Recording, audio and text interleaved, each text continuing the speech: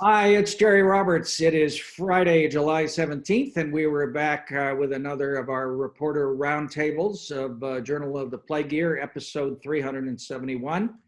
And with us this morning, Delaney Smith from the Santa Barbara Independent and Josh Molina, podcaster, reporter for Newshawk, international man of mystery. Thanks for being here.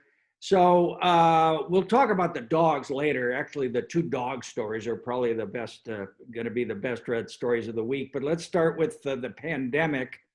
The numbers are still not looking good. Cases up, hospitalizations up, ICUs up. Everything's, kind of not going well. But as a practical matter, the big impact at the moment is on the schools. And there was sort of this epic school board meeting for Santa Barbara Unified the other night. What was your takeaway, Delaney, on what the district is going to do, and also what the governor's going to do? Well, my takeaway from what the district is going to do, no matter what, is that they're going to put effort into strengthening distance education, because no matter what, in some form, school is going to be taking place in distance-only education, whether it's a portion of next year or it's the whole year. So knowing how much of a failure it was for a lot of families, I think that putting all energy into making online education as best as it can be is what the district is going to do. Newsom, though, tomorrow, I expect Newsom to say tomorrow a Today. blanket closed on all schools. It's today. Today, I'm sorry. Keep in mind, I woke up 13 minutes ago.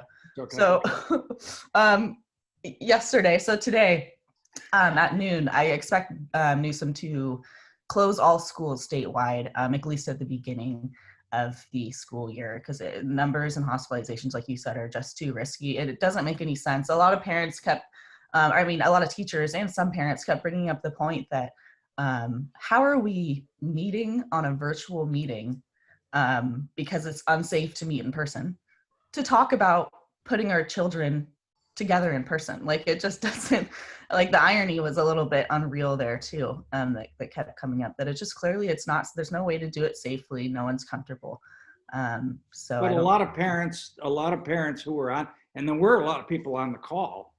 Yeah. There were, I think it was a record amount of number. Well, what, say again?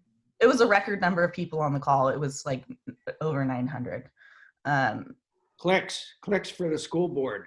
Yeah, no, I got so Josh, but it was sort of, it seemed to be an organized effort by the teachers union. And keep in mind that the CTA, the California Teachers Association, over a week ago said, we shouldn't go back to school. And, they're a very important player in Sacramento. And so I didn't expect the teachers to do anything else. But then you had a lot of parents who were saying, well, wait a minute, how are we going to get on with our lives? What was your perspective on the meeting? Well, it was mostly teachers. There were some parents who called, but it was overwhelming.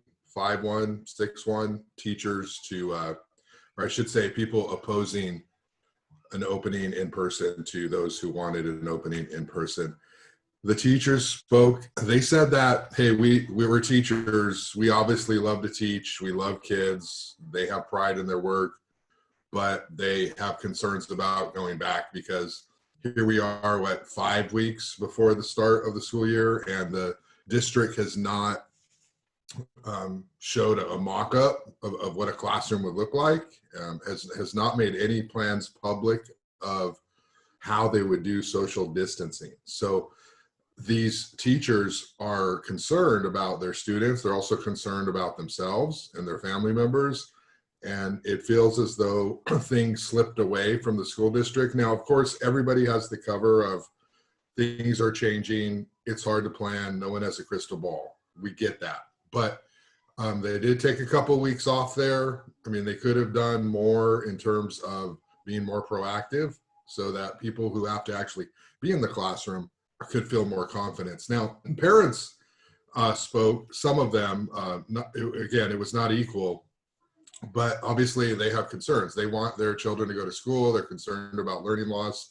And they're also concerned about childcare impacts, because if their students are home, if their kids are home, what does that mean for them, and how they work? Because most people are working remotely now. Some people, I guess, can still go into work. So there's that. There's sort of like everything in the schools, there's a division, there's a gap, there's a split between people who have super high expectations of what education and the school district should be doing for their kids, and then there are others who have sort of a different approach that they're taking. So that's what's sort of happening right now, and it's just sort of just fascinating, because these school districts are making these decisions sort of on their own, and yet the governor is basically saying, hey, private business, restaurants, whatever, you can't do this. Right. So it's odd that when it comes to the people we value most in our society, the children,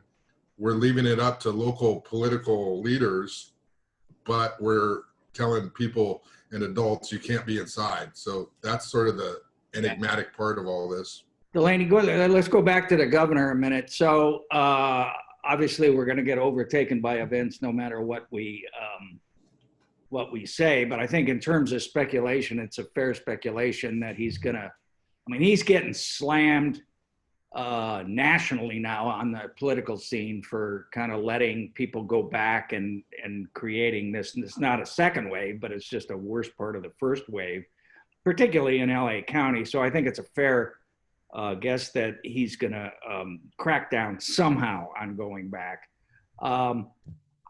My sense is, and I'm just speaking from my own family's perspective with 4 kids in the schools, it's like, just decide something already. What are we going to do? We have to be able to make plans for like 5 weeks from now. So is that going to happen on Tuesday for the Unified School District? Do you think that they're going to actually have a decision?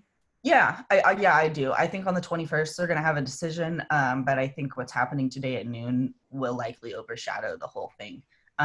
Or coincide quite a bit. The only difference that I'm thinking about that maybe Newsom might do, that I can't really see our district going down that path, is maybe Newsom making some kind of exception or difference with elementary aged kids versus older kids, because they really have the learning regression, the conflict with parents, working schedules.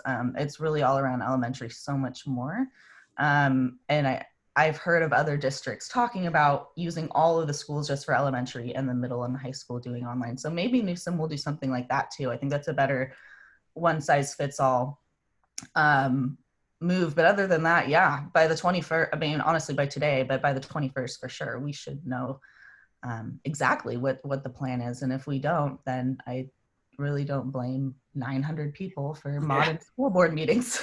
Josh, you mentioned that phrase, learning loss, which occurs even at normal times. Kids lose a certain amount of information and knowledge over the summer that they allegedly gained over the year.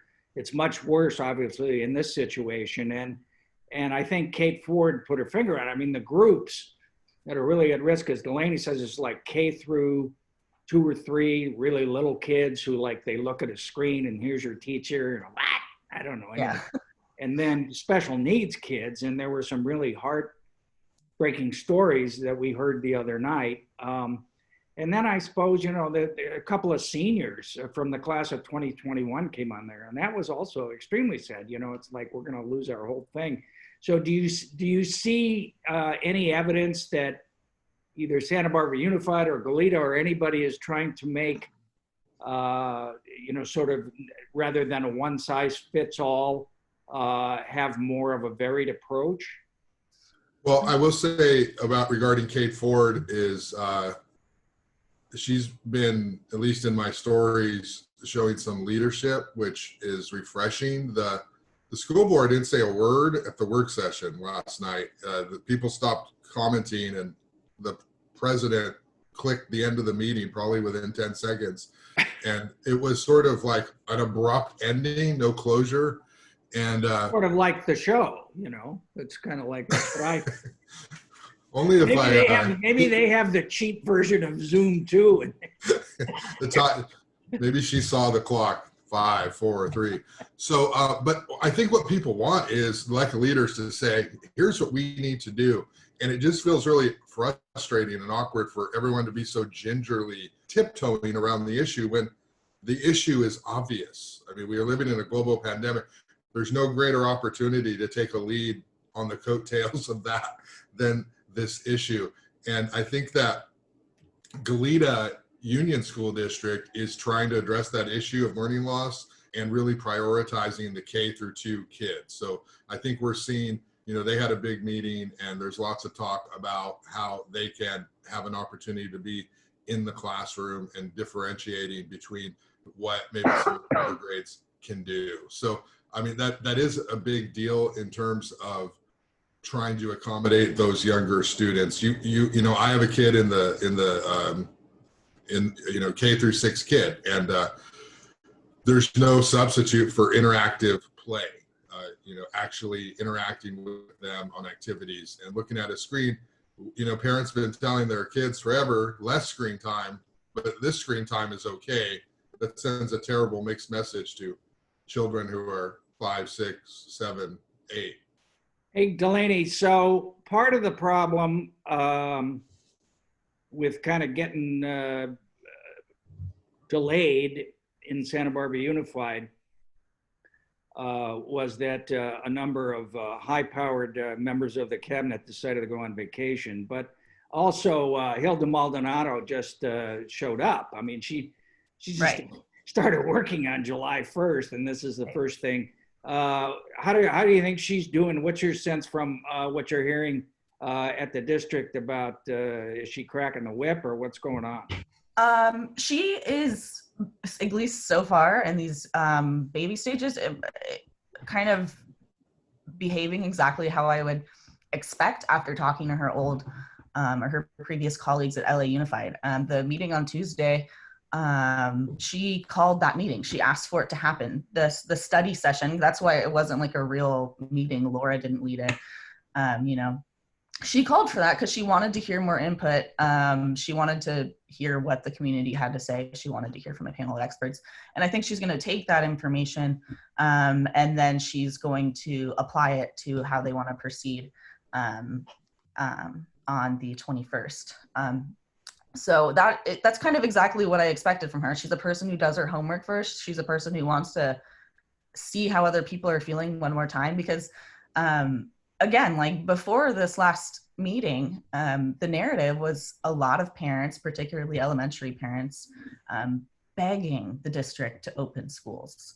I mean, just pleading with them. Like that was really the narrative. And at this time, even the parents that spoke, most of them were for keeping them closed because data has changed. So that's why Hilda was like, let's do this one more time. It's only fair.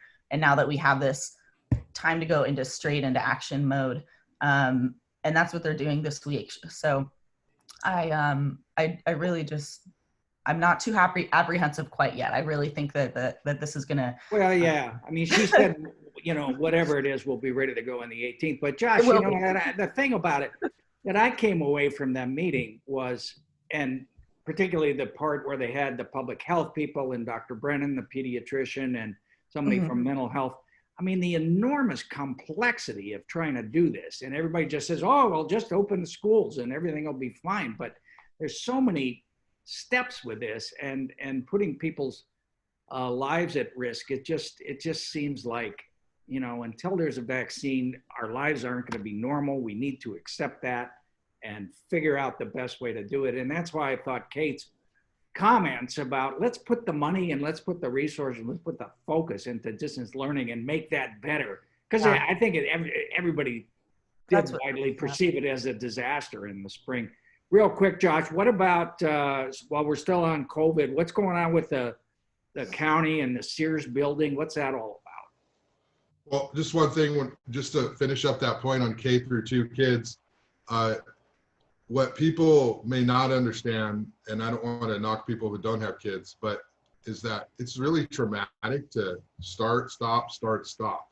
So you have a kindergartner, you have a first grader, you're all excited, you know, you have to back to school. Okay, we're going to school. And then you have to tell them, oh, wait, now you're home again. And then maybe October, November, maybe you go back. that's far worse.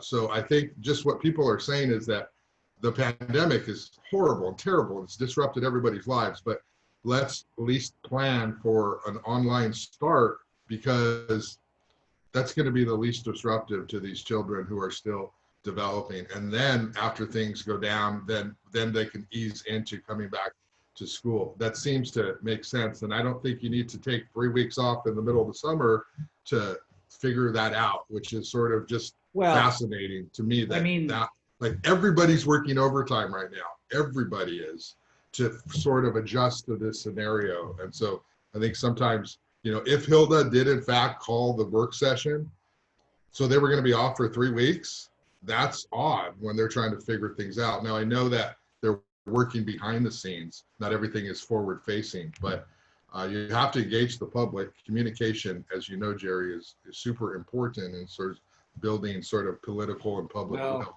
They may still be used to the previous superintendent, the way he liked to work, which was, invented in the secret lab and then spring it on everybody at the last minute. But I mean, they're canceling the Rose Bowl parade. So that we can take that, I think, as a cultural marker that things are not going to be great. What about Sears?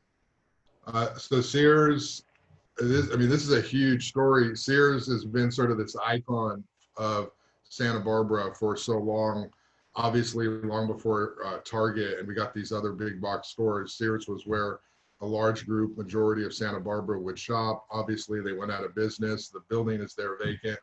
What's going to happen with that space? There's talk of housing, huge housing development going in that space. But all of a sudden now the county says, well, we need a spot to prepare for a massive surge in hospitalizations. And if this happens, then we've identified the Sears site as a way to house that. They're going to pay about $40,000 a month to lease the building. And so if cases go up, they've identified this excess capacity seat. Andy Caldwell, who's running for Congress, has raised the issue of, we should have more beds in the North County, since that's where most of the cases are. So that's sort of a huge deal, in that to think that there could be hospital patients in the Sears building that is a retail area. It's just sort of one of these things that makes people say, what? How is that going to be? Yeah. No. Well, a lot going on at the Board of Supervisors this week. Let's start with marijuana. Delaney, your piece I thought was interesting. You led with a quote from Joan Hartman, who's kind of been in the middle of this the last couple of months, basically saying, once the toothpaste is out of the tube, you can't get it back in there. And that they, the Doobie Brothers decided to implant this giant industry into the county. And now everybody's trying to figure out how to pare it back. What did they do? Well, they actually voted to accept the Planning Commission's ordinance amendment suggestions, which the biggest one is that they banned all commercial cannabis cultivation in rural neighborhoods in North County inland. So we're not talking about Carpinteria at all. They banned it all in rural neighborhoods. That was the largest move that definitely got a lot of controversy around it. There's a lot of folks that have already been growing up there for well over a decade who said this would financially just financially squash them, and then other rural neighbors saying the same arguments we hear down south. The smell, I just can't live with this. It's making conditions that are just unlivable in my area. So they banned that. And then another kind of interesting thing of note they did that didn't actually do much, that I think Joan pointed out, was that they require CUPs, conditional use permits, trying to think of a way to basically higher bar permits to reach, right, for the public, requiring CUPs for any parcels where 50% or more of the parcel has a cultivation area on it. But of the 19 projects that are in that area, not a single one that's being proposed is being proposed for more than 50%. Yeah. So it doesn't even affect, and so Joan brought that up and was like, why don't we bring it down to a different metric? Like if you have more than 20 acres or something, then you're required a CUP. But that didn't go through when she suggested that to the other supervisors. So they kind of went back with the original amendment that was made by the board, and then everyone besides Joan voted for it. Even Doss, even though Doss was also talking about how Doss he had to do did not his, agree with the blanket ban. he had to do his Ultimately, usual hissy fit about how everyone's being mean to him. Just yes, there was a little bit of that. Doss is like a little kid who sets the house on fire, and then he throws a tantrum because they won't let him hold the hose. I mean, he is just beyond. Do you have an opinion on Doss Williams, Jerry? I have an opinion on the way they did this cannabis ordinance, and yes, I think that the grand jury did not go quite far enough. Josh, did you do you did the jail story too, right? What out of the soups, what happened with that? So there's been an effort, and there's going to be a continual effort to reduce the jail population. And so the County Board of Supervisors had a special meeting to talk about what they have done and ways that they want to continue to do that. And one of the big things that came out of that was creating a felony diversion program. So half the people on any given day are people with mental health problems or substance abuse problems, and there are people who don't necessarily belong in a jail. And so they're talking about, well, how can we enhance our diversion program so that we don't have to put people in jail? There's about 450 less people right now who are on the on the streets, but they're not in the jail system. So and we haven't really had a huge high-profile crime because of that. Sheriff Ben Brown did note that there's about a 12% recidivism rate. So there have been people who have been rearrested, and his whole point was, I'm all for diversion programs, but I also feel like, hey, we haven't had any case where one of these people has done something really bad to raise the public's awareness about how maybe we need to look at these things. There was talk about enhancing the electronic bracelet monitoring and how that is a way to keep people out of jail. And so that hasn't been happening to the degree that it could have been even before COVID. So that's definitely being stepped up. What was Joyce Dudley saying? What was the DA saying? Well, she was sort of similar. She is obviously for diversion programs, but she also stresses the importance of keeping the community safe. The big issue is, yes, we love diversion, but funding. We need funding, we need money, we need programs. It's great to say we do these things, but the first time somebody commits a high-profile crime and it's through a diversion program, everything flips. And so I think they're doing what they have to do as law enforcement authorities, is sort of say, hey, we need to protect the public even when maybe some of these things aren't popular. Yeah. But the key thing is that they need more money from the County Board of Supervisors to do this. Yeah, good luck with that. Yeah, well, I'm sure we'll get it out of the pot revenue. And then what about the eviction moratorium?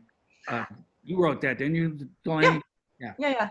That was at County 2 on Tuesday. They extended it till September. And what does it mean? So you don't have to pay your rent? It means you don't have to pay your rent now. You have to pay your rent. And so that's why Peter Adam was the only one who voted against it, was to him. And he on it, as much as I can't believe I'm saying this right now, he did have a little bit of a point when he said that it is kind of kicking the can down the road a little bit for certain folks, though. For some people, it's the difference between having a safe shelter to live in during the pandemic or not. But it means that at the end of all of this, when the pandemic is finally over, whenever that is, you're going to have to pay back your landlord, whether that be in payments or not. Every rent payment you ever missed will be paid back at some point. And it also means that in order to even get your rent waived for right now, you have to provide written notice to your landlord, and you also need to provide actual evidence that the reason that you're losing income has to do with COVID and not something else. Because there's definitely a lot of kind of suspicion on the dais about that. Like people are intentionally pretending they can't pay rent when they secretly can, just to get a free ticket for this month. I mean, they're still going to have to pay it, and you still have to prove it. So that was a little bit ridiculous. Or what? I mean, that's the problem. So yeah, September. Or they'll get evicted. I guess they're going to have some kind of protections for, I don't know. I really don't know how this mess is going to go. And that's what I mean by Peter Adam has a point when he says it's kicking the can down the road. Yes. But I mean, saying people have to pay their rent right now, I personally know several people who would not be able to do that, and they'd be homeless next week. So it's, I don't know what the solution is there, but we're kind of just going to push it a little further away for a few more months. Yeah. All right. Real quick. We got about 8 minutes left, but Josh, you did the, Judge Anderley had a decision, I guess, in the fair education lawsuit against the Santa Barbara Unified on the Just Communities contracts. Is that over now, or what's the deal? Well, if you talk to the Santa Barbara Unified School District staff and attorneys, they will say it's over. The judge ruled that, Anderley ruled that you don't have to put the contract out to bid. And Fair Education was saying, hey, you just sort of hand these contracts that are well over $1 million now to Just Communities Central Coast. And the reason you do that is because you have a cozy relationship with them. Many of the people who've worked for the school district, staff have served on the board in some capacity. So Fair Education alleged that, hey, this is not the best. How do you know this is the best way to teach cultural proficiency and implicit bias? So that was part of the lawsuit, was you never put this out to bid to other companies who might be able to offer these services. And Anderley ruled, we don't have to put this out to bid. This is not the type of contract where you take the lowest bidder. If the school district can identify somebody who they feel is qualified, they can directly negotiate with them. So that was what Anderley had said. And then the other part of it, of course, is whether the curriculum is discriminatory and racist against white people, which is what Fair Education Santa Barbara has alleged. So, I mean, one would think, well, if you ruled this, then you're probably going to rule this way. And that's probably what the district is saying. Did he decide both those issues or only one of those issues? What's that? Did he decide both of those issues? He decided one, and the other one is going to be coming. He said they don't have to put it out to bid, but on he said that about the bid. That's the first part of the ruling, and then the second part of the ruling will be coming. So Fair Education is hopeful that the second part will go their way. The school district says, and hey, why would it go a different way when he's already ruled this way? So obviously the big issue though here is Fair Education Santa Barbara thinks that Just Communities training is discriminatory against white people, and Just Communities does not share this exact specifics of the entire curriculum because it's proprietary. And so you kind of have to go through the various different options. And so that's what Fair Education alleges. Santa Barbara Unified says now more than ever, we need this sort of training because look what's happening on the national stage. Yeah, I mean, it's astonishing how much the political landscape at the school board has changed in 6 months. I mean, because of the pandemic. I mean, I think at the beginning of the year, I felt, I don't know, I think you two probably agreed. I mean, that Fair Education was probably going to put up 2 or maybe even 3 candidates for the 3 seats that are on the board, that they were going to, that the kinds of issues that they've raised, we need to focus more on literacy and fundamentals rather than cultural competency was going to be a high profile thing. And now it looks to me, I think Jackie Reed and Wendy Sims Moten and Laura Capps, who just sort of ascended to the school board because nobody opposed them 4 years ago, that the same thing might happen. I mean, No, I totally disagree. I don't see that happening at all. Well, what's going to happen? I don't think Fair Education will put up 3 candidates because that takes a lot of effort and work when everyone's so mixed up right now. But they're definitely going to put up at least 1 candidate. And the number of people, I'm not entirely sure. I can say that I asked James Fankner a couple weeks ago. He couldn't confirm or deny. He just acknowledged that yes, people still encourage him to run. And he didn't immediately say he's not, which to me kind of seemed like a hint, but I'm just speculating. But my point is that the controversy, pandemic aside, that it has erupted in the district over the last few years has garnered so much engagement from the community. I can't imagine that no one would be involved or try to run for anything this cycle. I mean, so many people are so passionate about what happens now, and they didn't even pay attention before. Yeah, I think Finkner would have a major target on his back. I don't see Finkner being the guy if they can find somebody else. But you also have hundreds of fair education people who would go back him. But yeah, I think Wendy and Jackie are going to run as a slate, which is going to be an interesting move. I think Laura's going to be able to do very well just because of who she is, and she's been out there running for supervisor, even though she lost. It certainly raised her profile, and this is raising her profile, all the stuff that's happening at the school district. But we'll see. I think the cutoff is what, August 7th? You got to pull your paper, or August 6th, something like that. Okay. And then real quick, the plaques at the county courthouse that an alert Newsmakers a reader brought to my attention, I guess quickly got pulled out of there. Did they talk about that at the SOUPS meeting, Josh? Yeah, so they had their PowerPoints and their presentation ready to go. But at the end, the county CEO said that she wanted to bring up an issue. So they added this at the last minute. And there were a couple photos actually in the report. So these plaques that why don't you tell the story of what they were about? Well, they were once, I think, from 1927, 2 years before the courthouse opened, and the other is from 1938. They were from the Daughters of the American Revolution. And they basically celebrated the white settlers who came through and camped there or something. I mean, it wasn't like this huge historic event that happened there. The story ran in the Indy as well, and I think just because of the language, it's a white sort of, as opposed to everybody else, the other. Greg Hart kind of jumped on it and decided to get him out of there. But I just wonder, if this is going to have any legs in terms of fiesta, because that's really the Spanish colonial period is really what it's aimed at.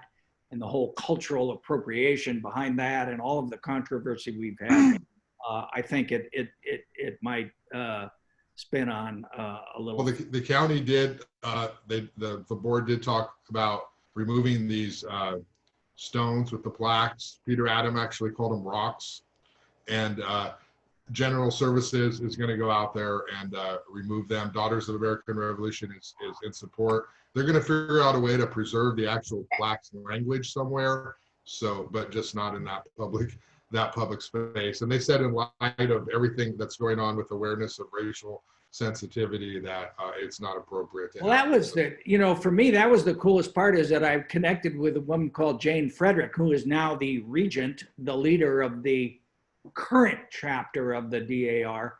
And she said both those other chapters are defunct, but she couldn't have been nicer, and she agreed that was the correct thing to do, and they'll figure out what else to do. Also, she was on the Olympic team in 1972 and 76, a really interesting person. Delaney, you ought to profile her, because you get paid for doing this and I don't. Okay, all right, thanks a lot. We'll see you next week, and we'll find out what Gavin's going to do on schools shortly. Bye-bye. Bye, Jerry.